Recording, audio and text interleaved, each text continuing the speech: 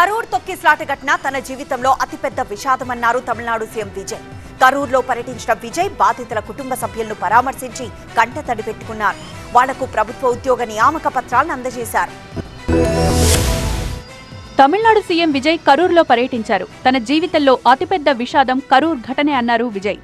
కరూర్ పోలీసులు అప్రమత్తం చేయకపోవడంతో ఈ ఘటన జరిగిందన్నారు. తొక్కిస్లాట్ జరుగుతుందని అప్పటి ప్రభుత్వానికి పోలీసులకు ముందే తెలుసని సంచలన వ్యాఖ్యలు చేశారు. కావాలనే తమను మీటింగ్ ప్రాంగణానికి తీసుకువెళ్లారని ఆరోపించారు. కరూర్ తొక్కిసలాటలో చనిపోయిన బాధితుల కుటుంబాలను విజయ్ పరామర్శించారు.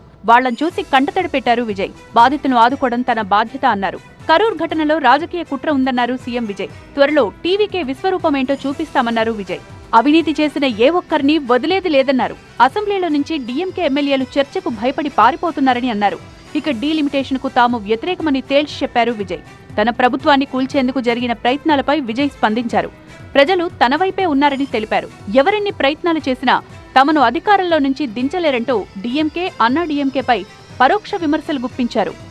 மக்களை என் மனசை விட்டு கரூர் எப்பவும் நீங்கவே நீங்காது.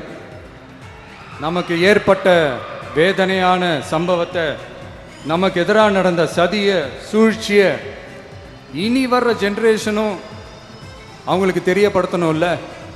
அதுக்காகவே இனி ஒரு அரசியல் சதிய, அரசியல் சூழ்ச்சியை யாரும் யோசிக்கவே கூடாதுன்றதுக்காகவே கரூரில் ஒரு நினைவு சின்னத்தை நம்ம டிவிகே சார்பாக அமைக்கப்படும்.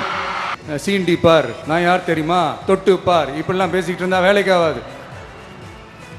சும்மா பேசி பேசி பிரச்சனையை வளர்த்துக்கிட்டு யார் மேலே அது பழிய. కరూర్ తొక్కిసలాట బాధిత కుటుంబాలకు ప్రభుత్వ ఉద్యోగాల నియామక పత్రాలిచ్చారు విజయ్. తొక్కిసలాటలో మరణించిన 41 మంది కుటుంబాలకు చెందిన 32 మంది సభ్యులకు ప్రభుత్వ ఉద్యోగ నియామక పత్రాలు అందించారు. బాధితుల కుటుంబాలకు ప్రభుత్వ ఉద్యోగాలు ఇవ్వాలనే ప్రభుత్వ నిర్ణయంపై స్టే ఇచ్చేందుకు హైకోర్టు నిరాకరించింది. అయితే ఈ నియామకాలు కేవలం తాత్కాలిక మాత్రమే అని, ఈ కేసు తుది తీర్పునకు లోబడి ఉంటాయని స్పష్టం చేసింది.